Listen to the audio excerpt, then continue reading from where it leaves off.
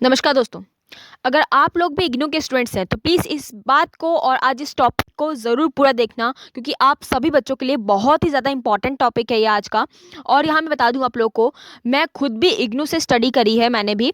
तो यहाँ पे जो भी मैं बातें बताऊँगी वो सारी ऑथेंटिकली बिल्कुल प्रूवन तरीके से सही है, ठीक है। और ये मेरा अपना तरीका है और मैं बता सकती हूँ आप लोग को कि मैंने काफ़ी ज़्यादा इस चीज़ को नोटिस किया है कि यही बात हर साल देखी जाती है। और ये चाहे कोई भी सिचुएशन आ जाए, कैसी भी सिचुएशन आ जाए, ये पॉइंट्स कभी भी चेंज अप नहीं होते। तो आज उन सभी बातों के बारे में जो है इस वीडियो में पूरा जानेंगे। और आज बात करेंगे कि 1 महीना रह गया आप लोगों का और आप लोग के सिलेबस जो है वो कंप्लीट अप नहीं हुआ है, ठीक है। तो उसको ख़त्म करना है, किस तरीके से आप लोग ख़त्म कर सकते हो। यहाँ पे मैं आपको 7 पॉइंट्स ऐसे बताऊंगी जिनको आपको अच्छे से कर लेना है। सिर्फ उन्हीं पॉइंट्स को, चाहे आप अभी न्यू एडमिशन लेके यहाँ पे इग्नू में एंटर किए हो, चाहे आप लोगों ने अभी तक स्टडीज़ कर रखी हैं या नहीं भी की हैं, तो आप सभी बच्चों को ये काम ज़रूर करना है, ठीक है।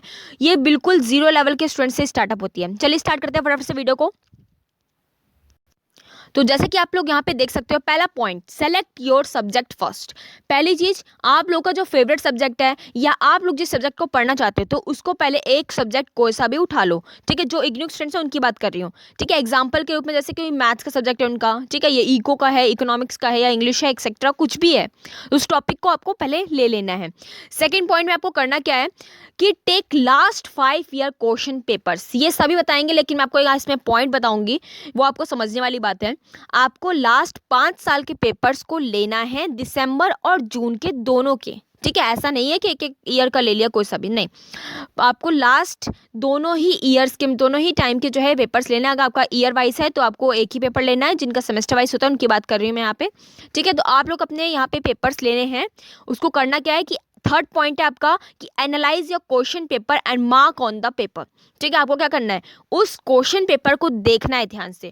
उसमें जो पहले क्वेश्चन से लेके और एंड तक के जितने भी क्वेश्चंस हैं उन सभी को लिखो। कैसे लिखना है, उनको ये देखना है कि पहला क्वेश्चन जो है वो कौन से टॉपिक से आ रहा है, कौन से चैप्टर से आ रहा है। एक कॉपी ले लो और बुक को भी खोल के रखो और अपने क्वेश्चन पेपर को भी खोल के रखो। दोनों को एनालाइज करो, देखो कि ये क्वेश्चन किस टॉपिक का है और वो टॉपिक कौन से चैप्टर का है और कौन से बुक का है। उसको एक कॉपी पे नोट आउट करो, ठीक है। इसको नोट करने से फायदा क्या मिलेगा वो मैं आपको आगे बताती हूँ।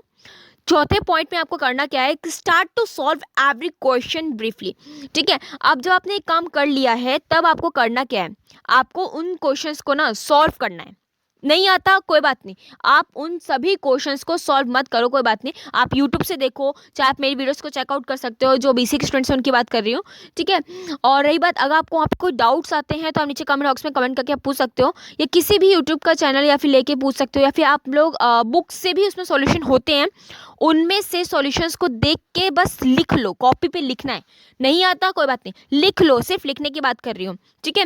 ब्रीफली अच्छी तरीके से उसको लिख लो। लिख लिया, अब उसको समझो कि वो कैसे हुआ है सॉल्व क्वेश्चन। ब्रीफली मतलब ये होता है कि अगर उसमें कोई एक टॉपिक भी आ रहा है ना, एक क्वेश्चन आपने स्टार्टअप किया, उसमें अगर कोई और टॉपिक छोटा सा आ रहा है तो आप उसके बारे में भी समझो। ब्रीफली मतलब हर एक एक पॉइंट का मतलब, हर एक एक जो आपका क्वेश्चन में वहाँ पे, मान लो मैथ का क्वेश्चन है तो कोई एक फॉर्मूला लग रहा है तो उस फॉर्मूले में भी अगर कोई फॉर्मूला लग रहा है तो उस फॉर्मूले तक की बात आप लोग समझो, ठीक है।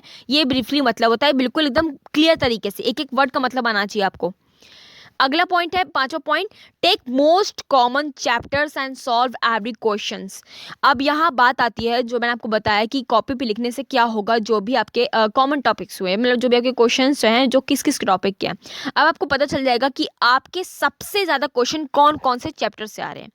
अब रही बात चैप्टर्स की, अब जो चैप्टर मैक्सिमम जो चैप्टर से जो ज़्यादा क्वेश्चन आ रहे हैं उन चैप्टर्स को आपको करना क्या है, स्टार्ट कर दो करना, कंप्लीट करना स्टार्टअप कर दो। चाहे उसके एग्जाम्पल्स हो, चाहे उसके क्वेश्चन हो, हर एक क्वेश्चन को एक बार नहीं, दो दो बार, तीन तीन बार कर लो, ट्राई कर लो पूरा अच्छी तरीके से। छठे पॉइंट पे करना क्या आपको कि टेक क्वेश्चन पेपर, जो आपने सॉल्व किया हुआ है उस क्वेश्चन पेपर को भी ले सकते हो, मर्जी आप लोगों की, ठीक है। वो तो वेल एंड बेटर रहेगा कि आपको पता चलेगा, ठीक है। और रही बात जो उससे भी पहले के पेपर्स हैं, जो लास्ट 5 ईयर्स के भी पहले के 5 ईयर पेपर हैं, उनमें से कोई पेपर आप जो है उठा सकते हो और उसको 3 घंटा लेके, कुछ काम मत करो उस बीच में, 3 घंटा लेके उसको सॉल्व करो, अपने आप से सॉल्व करो, कहीं से देखो मत, कहीं से कुछ भी नहीं करना। आपको वो क्या करना, आराम से उसे सॉल्व करना है। सॉल्व करने के बाद उसको आपको खुद से एनालाइज करना है, चेक करना है कि मैंने 3 घंटे में कितने क्वेश्चन को कवर अप किया। अब चलो मैंने कवर अप इतने क्वेश्चन को किया, अब उनमें से कौन से क्वेश्चन सही हैं, या आपको इससे पता क्या पता चलेगा, इससे पता चलेगा कि मैं कहाँ पे गलत हो रहा हूँ, मुझे कहाँ पे समझ में नहीं आया है। ठीक है, वो सारी बातें आपको यहाँ पे क्लियर हो जाएंगी। अब 7वां पॉइंट ये है कि कोई सा भी डाउट होता है, चाहे कोई भी स्ट्रीम के हो, चाहे कहीं के भी हो, बेसिकली बात करूं कि बीकॉम के स्टूडेंट्स हो, या फिर आप जो है बीसीए के स्टूडेंट्स हो, या एमकॉम के हो, या फिर आप लोग जो है यहाँ पे एमसीए के स्टूडेंट्स हो, तो आप लोग यहाँ पे मुझसे सवाल जो है वो डायरेक्टली पूछ सकते हो अपने जो है इंस्टाग्राम पे जाके सॉल्व क्वेश्चंस के लिए।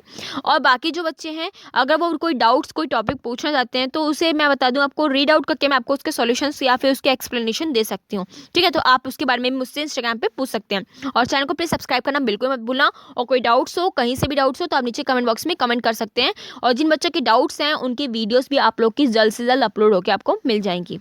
And again thank you so much for this video. I hope सबको वीडियो पसंद आई हो।